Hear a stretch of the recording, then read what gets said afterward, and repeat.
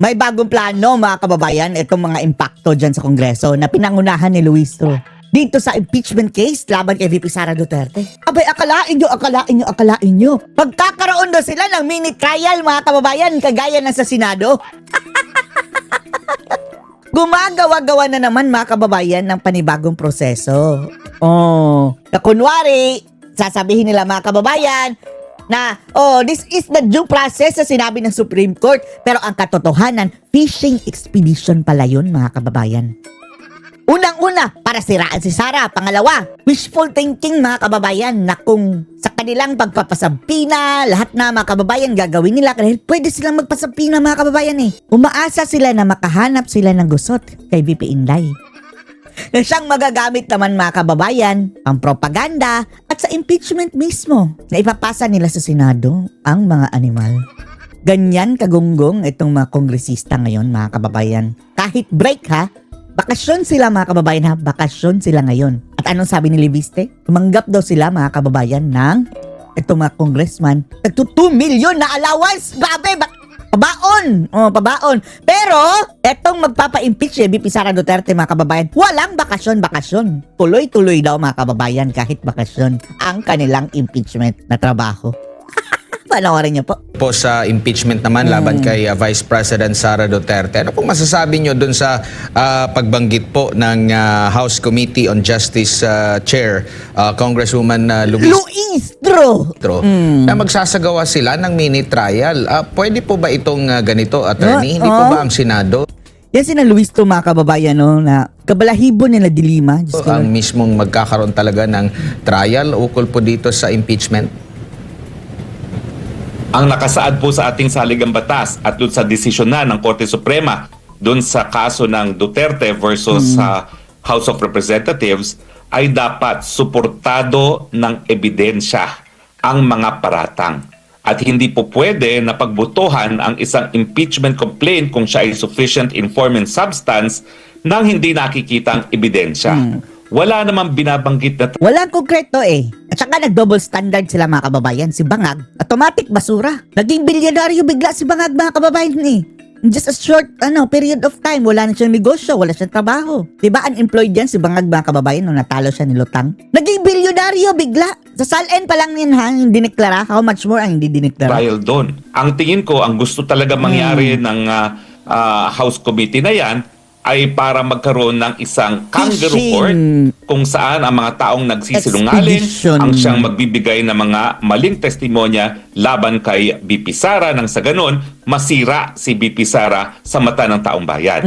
Pero tingin ko, by now, alam na ng taong bayan na walang mabuting lalabas dyan sa House of Congressman na yan. House of At ang talagang pakay lang nila ay sirain hindi lang mga Duterte, kung hindi pati ang mga aliado ni Duterte, dahil pati naman ako, dinadawit diyang star witness ko laban kay BP Sara na isang nakakulong ngayon dahil sa heinous crime na 2 counts of kidnapping for ransom. Opo, kasi ang posibleng mangyari dito, magkakaroon ng pagsubpina ng mga dokumento. Parang ang sabi nga ng panig po ng Pangalawang Pangulo, mangyayari po dyan ay ang fishing expedition pa nga. Kinwestiyon din nila. Dahil sinasabi po ng Kamara. Ay nako, hindi na uubusan ng kababuyan itong mga kaulaluan ang mga kababayan.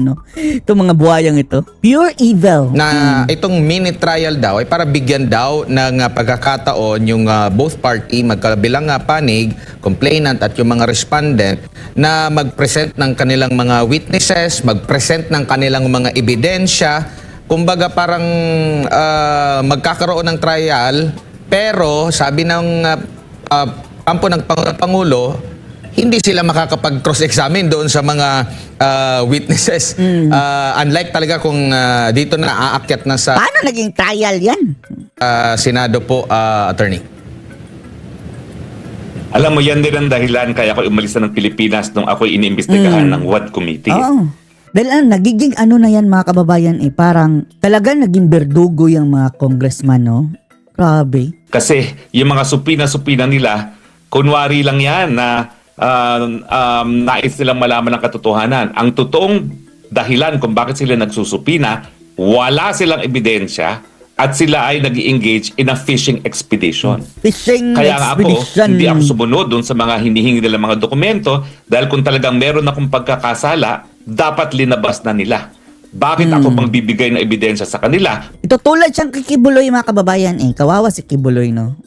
Ito si Rocky, itutulad nila, mga kababayan. At wala, walang piyansa. Human trafficking din ang ikakaso sa kanya, Paano? Abogado lang siya, ha, mga kababayan. Dinamay siya sa kaso human trafficking. Para magamit nila laban sa akin.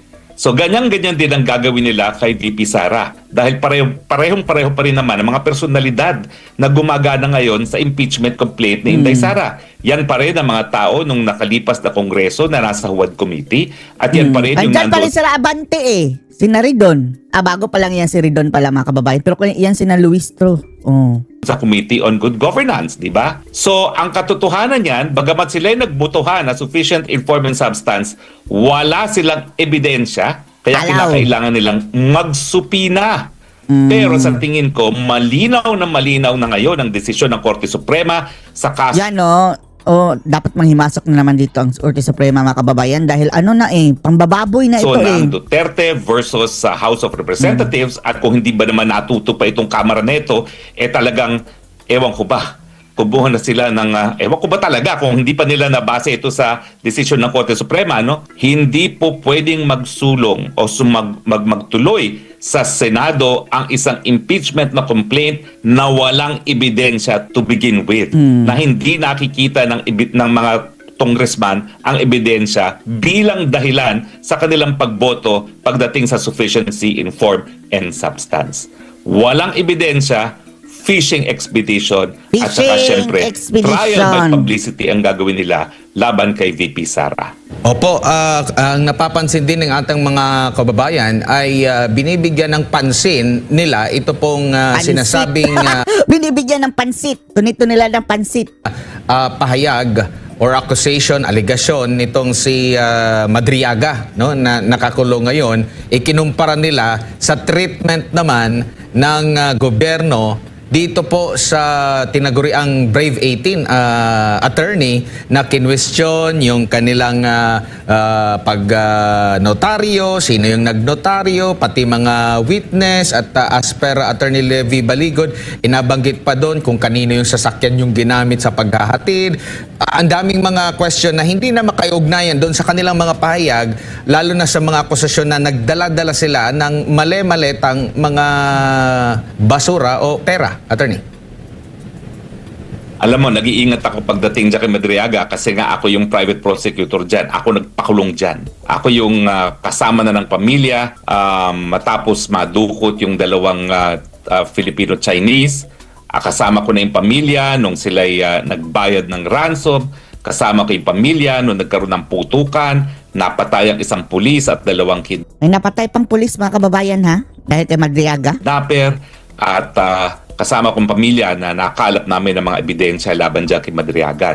At dahil ako pa rin at aking mga kasamahan ng tumatayong private prosecutor dyan, talagang limitado ang aking po pwedeng komento dyan other than, bagamat hindi pa siya sentensyado, nagkaroon na ng desisyon ng hukuman nung tinanggihan ng kanyang motion para magkaroon ng panandili ang kalayaan kapalit ng pagpapiyansa dahil malakas nga ang ebidensya na siya ay talagang nagkakasala. Pero sa akin, para paniwalaan ng Kongreso isang taong nakakulong nung minsan nang nahatulan ng parusang kamatayan dahil sa kidnapping din, at ngayon ay nakakulong na naman para sa dalawang counts of murder, yan talaga ay nagpapakitang desperado sila para kumuha ng kahit sino man na magpapato ng kahit anong putik laban kay VP Sara. Pero hindi po yan magtatagumpay dahil lalabas lang naman na nagsisinungaling yan. Dahil ako talaga, doon pa lang sa preliminary investigation, nagyayabang na yan si Badriaga. Mali nga, mga kababayan, pati ang kanyang apelyido, pangalan. Kaya na malakas daw siya kay VP Sara. Sa aking pag-iisip na ang lakas naman. Sa kanyang affidavit, halata masyado mga kababayan na parang pinirepare lang sa kanya dahil mali ang pangalan niya doon. Taong to, tumakbo ko kasama na ni VP Sara sa unit team. Kami nga lang ang kampo ni Duterte tumakbo sa unit team. Ako pabubulahin nito, na malapit daw siya kay Inday Sara. Napasayaw pero nung mga pa. panahon na yun, never niyang sinabi na aide siya ni Inday Sara. Isa nga pala yan, ngayon lang pumasok sa isip. Ngayon lang. ko. Sinasabi niya dun sa kanyang counter affidavit na siya ay nagdumadalo doon sa mga pagpupulong ng isang parallel group habang nangyayari ang kidnapping, pero never niyang binanggit na siya ay naging empleyado ni BP Sara. Ngayon lang niya binabanggit yan. Trililing na trililing mga kababayan ang script. So, hindi ko pa yan nailalabas doon sa mga abogado ni VP Sara. Pakisabi na lang sa kanila na lahat ng mga counter affidavit niya sa preliminary investigation, never niyang binanggit na meron siyang kahit anong relasyon kay VP Sara other than malapit daw siya kay VP Sara. In any case, yung tanong mo naman doon sa 18, yan po ay mga sundalo, inalay ng buhay para sa idang bayan. Sila ngayon ay tinatratong akusado, samantalang sila binubuwis ang buhay para maging testigo nang sa ganon, magkaroon naman ng paglilitis laban sa mga kurapot sa gobyerno at magkaroon ng solusyon ang problema ng taong bayan dahil ngayon, mahirap ang Pilipinas dahil nga sa Mahirap ang korupsyon. Pilipinas dahil sa Opo, attorney, korupsyon. follow-up lang question po, no? Ginagawa po ba ng NBI na NBI nagre-report yan kay Bangag magkaroon po ng tinatawag na validation sa truthfulness ng mga affidavit? Kasi una, inimbitahan daw sila doon, as per Attorney Baligod, ng verification of entity. Kailan kayo matatapos itong mga bangag, mga kababayan, no? Lord, sana tapusin mo na itong kabangagan na nangyayari sa ating bansa. Enough is enough. So, ano lang, kung ito ba mga pumirma na ito, sila talaga yon. Pero yung pag-validate ng truthfulness sa mga affidavit, sila po ba yan? Or sa korte na yan? O sa prosecution? Saang level po ba yan, attorney? Kaya nga ang tawag sa kanila, National Bureau of Investigation.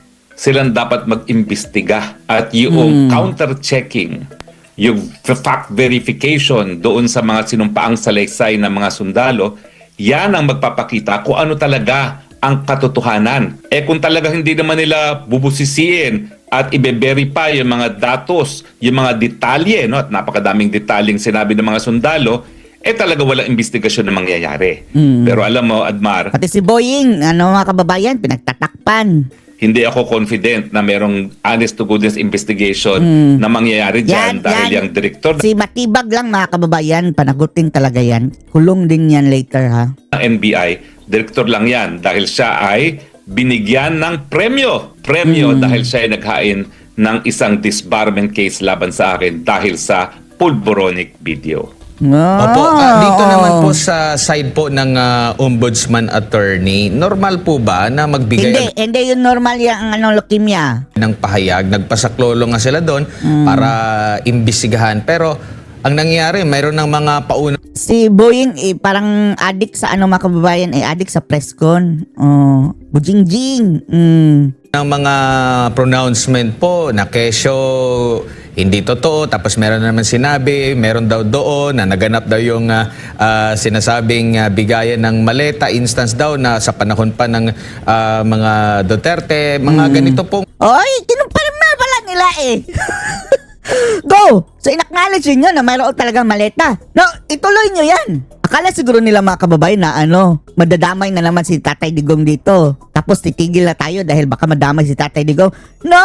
Tiwala kami walang maleta si Tatay Digong. Kaya ituloy ninyo ang mga investigasyon. payag na Huwag nyo nauuna pagtakpan. pa sa investigasyon. Hindi po ba sila dapat na manahimik muna, imbestigahan at ilatag kung ano yung findings nila po? Attorney, kakaiba yung ating ombudsman po sa kasalukuyan. Umbudsbuang. Kakaiba talaga. Dahil kaya nga binuo ang ombudsman, hindi sa ordinaryong batas, kundi sa saligang batas, binigyan siya ng kapangyarihan na talagang malaman ng katotohanan pagdating sa katiwalaan ng mga taong gobyerno. At sila dapat ang nangunguna sa investigasyon dahil talaga namang meron talagang power to conduct investigations itong ombudsman. Hindi yan na parang piskal lamang na tatanggap lang ng ebidensya. Katungkulan nila na magbungkal ng ebidensya at sa akin, dereliction of duty yung nangyayari dahil ito ng ebidensya ibinibigay sa kanila, tinatanggihan pa ng ombudsman. Attorney, balikan ko lang yung kay Madriaga. Dapat Madriaga! o mag-alala si Vice President Sara Duterte dito? Hindi. Natutuwa nga sila mga kababayan dahil parang bonus na lang sa kanila ito si Madriaga dahil Madali mong mga kababayan Madali mong ipatumba ang sinungaling sa korte. Magkakalat yan ng tae mga kababayan sa Madriaga. Tinglaan nyo. At sa tingin mo, sino kaya ang nasa likod kay Ramil Madriaga? Alam na din. Bakit nagsasalita siya? Kaninong script yan? Kahit sa kabilangan ng kanyang sitwasyon ngayon, nakakulong siya. Oo nga no. At bakit pinupuntahan mga kababayan ng taong gobyerno si Madriaga sa loob? Napaka-confident niya ngayon. Well, paano naman kakabahan si Inday Sara Duterte dyan Yun na nga, no? Nakalimutan ko Liar! sabihin yun. Hindi ko pa wala pa akong komunikasyon kay Vice President since alam ko na itong mga nakalipas na panahon. No? Pero ngayon lang lumabas yan na sinasabi niya na siya empleyado ni Inday Sara Duterte. No? Dahil nung mga counter affidavit niya sa kidnapping, wala siyang ganyang sinasabi. Alabay lang yung ginagawa niya na habang nagkakaroon ng kidnapping, nag-a-attend siya ng parallel group. No? At never niyang nabanggit na siya'y naging taong gobyerno na sana magpapatunay sa kanyang pagkatao. No?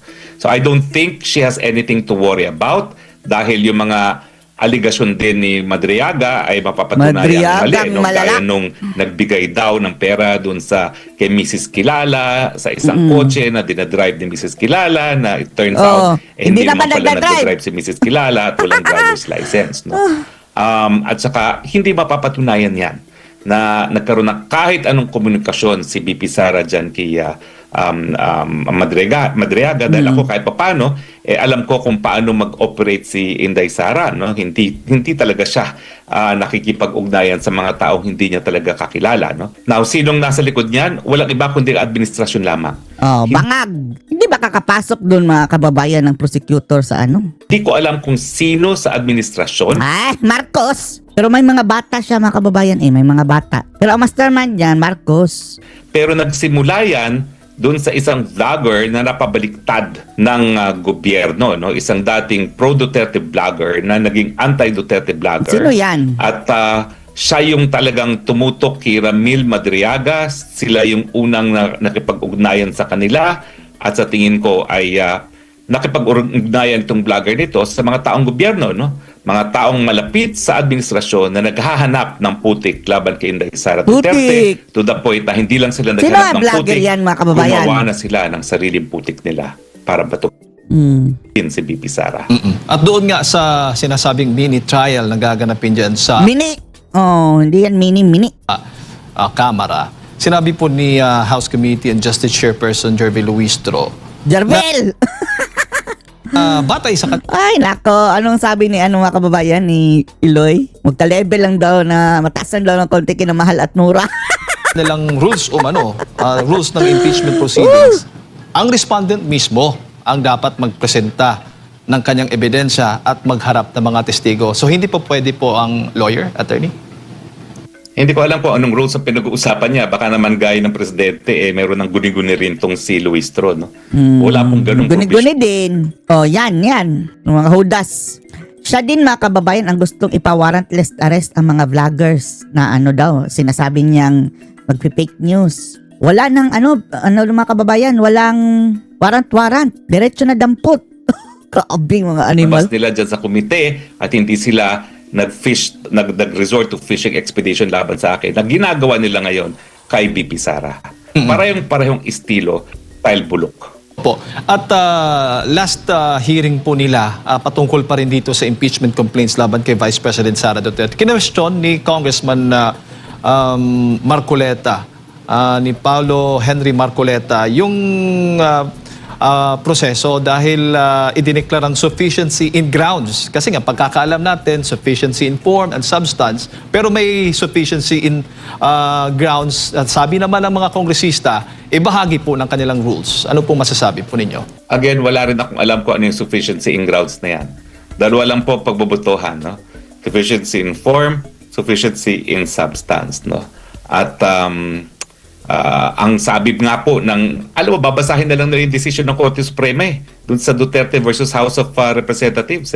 Hindi dapat pagbutuhan ang kahit anong impeachment complaint na hindi nakikita ng mga kongresista ang ebidensya sa likod ng mga paratang. Pero kung babasahin mo yung mga complaints mismo, wala namang kahit anong ebidensya nakakabit. No? At most, meron mga newspaper clippings at lahat naman ng binabanggit doon ay mga konklusyon, no? Hindi po yung ebidensya na sinasabi ng saligang batas. At bilang isang abogado din po, attorney, sa tingin po ninyo, mabubusisi kaya itong bank accounts ng Vice Presidente? May remedyo ho ba ang Vice Presidente para hindi po ito matuloy yung kanilang binabalak na busisiin yung kanyang bank accounts? Sa tingin ko po, walang ganyang kapangyarihan ng Kongreso. Tanging hukuman lang po ang may ganyang kapangyarihan or ang ombudsman or ang impeachment court. Pero ang Kamara, walang ganyang kapangyarihan. At sa tingin po ninyo, attorney, itong possible ho ba na si VP Sara Duterte ay hihingi ng tulong mula sa Supreme Court patungkol nga po dito? Kamakailan, alam natin, nag-submit po siya ang kanyang abogado ng answer ad cautelam hinggil nga po dito sa impeachment complaint. Sa tingin mo, doon po yung direksyon nitong legal approach ng Vice Presidente? Yan kasi problema kapag ang mga constitutional processes ay binababoy at ginagawang sandata laban sa kalaban sa politika. Palpak. At sa tingin ko, ang mga pangyayari ngayon sa Kongreso ay patunay na hindi naintindihan talaga ng mga congressman at congresswoman, lalo na ang congressman chairman ng committee na yan, kung ano talaga ang proseso at kung bakit narariyan ang impeachment. Dahilan para dumulog na naman si VP Sara sa kataas-taasang hukuman nang sa ganon mataguyod ang pinakamataas na batas sa ating bayan at yan ang ating saligang batas. At sa ngayon ba, attorney, nakikita ba ninyo na may depektibo doon sa mga impeachment proceedings o itong impeachment complaints na inihain laban kay Vice Presidente na po pwedeng questionin din ng Vice Presidente sa tamang panahon? Nandun na nga kasi sa naunang desisyon na ng Korte Suprema eh. Dapat alam ng mga congressman kung ano yung ebidensya. And yet, nagbumoto sila ng sufficient informant substance na wala namang kahit anong ebidensya na nakakabit doon sa mga complaints mismo. So saan nila kukunin ngayon ang ebidensya? Yung sinasabi nilang mini trial, wala pong ganyan. Ang pagkatapos po ng sufficiency of informant substance, magkakaroon na dapat ng pagbusisi nga ng ebidensya lamang, pero hindi po yan mini trial na kinakailangan sila magsupina. Yung ganyang supina po pwedeng makwash po yan dahil hindi po yan proper for supina given yung ating batas on bank secrecy law at saka yung batas natin on anti-money laundering. No? Kung talagang may suspetsya sila na mayroong anti-money laundering na nangyayari, dapat dumulog muna sila sa Court of Appeals bago sila makapagbukas ng mga bank accounts. Pero I am sure, bihasa naman sa litigation ng mga abogado ni Inday Sara Duterte, they know what to do. Pero siguradong-sigurado po ako na hindi pipikit ang mga mata ng ating mga mahistrado kapag nalalabag na naman ang ating saligang batas at sa tingin ko, linalabag na naman ng House of Congressmen ang ating saligang batas. Given the current situation ngayon, attorney, nagdeklara na ang Vice Presidente. Sa tingin po ninyo, uusad po itong impeachment proceedings mula dyan sa Kamara? Kasi yung itong NUP, itong partidong pangalawa sa pinakamalaking partido din po dyan sa Kamara, ay nagdeklara na hindi susuporta dahil kung wala pong sapat na ebidensya laban po kay Vice President Sara Duterte. Alam nyo, kung talagang tapat sa panunungkulan nila itong mga congressmen ito, sa dami ng pagsubok na hinaharap natin, lalong-lalo na dahil dyan sa putukan sa gitnang silangan, dapat yan ang kanilang ginugugulan ng panahon. Pero dahil ang talagang gusto mangyari ng administrasyon na ito, na sunod-sunuran sa presidente, ang Kongreso, no? Na talagang dapat sirain ang pinakamalaking balakid sa kanilang gustong Marcos forever, sigurado po ako, lulusot ito sa mababang kapulungan dahil yan ang gusto ng Marcos Jr. mismo. Pero in the end, magsisisi sila dahil habang dinidikdik nila si BP Sara, hindi ba sila nakakapansin? Lalo naman lumalakas ang mga Duterte. Sa katunayan, nung kinulong nila si Tatay Digong, akala nila yan ang katapusan ng mga Duterte. Tignan nyo po, lalo pang lumakas sa survey ngayon si Inday Sara Duterte at kapag sila magpapatuloy na talagang itaguyod muna ang politika over yung pangangailangan ng taong bayan sa gitna ng isang gera, talagang they are signing their own death warrants. Sa katunayan nga, attorney, ngayon, Marami naghahamon ng debate kay Vice President Sara Duterte at kabilang na nga po dito si Yuse Claire Castro. Sa tingin po ninyo, dapat bang magkipagdebate ang Vice Presidente kay Yuse Castro? Huwag po dapat bumaba sa level ni Yuse Castro si BP Sara. Alright, Attorney, mensahe na lamang po ninyo para sa ating mga kababayan sa gitna nga ng krisis na hinaharap po natin ngayon. Well, alam nyo, para na kaming sirang plaka eh. Mga kababayan, kailan ba naman kayo gigising? Sa katunayan, na wala talaga tayong maasahan sa isang presidente na bangag. Hindi po krimen ang people power. Yan po'y nakasaad at ginagalang at pinagmamalaki sa ating saligang batas. Nasa kamay nyo po ang pagbabago sa gobyerno, lalong-lalo na sa panahon ng matinding pagsubok na dinulot ng putukan sa gitnang silangan.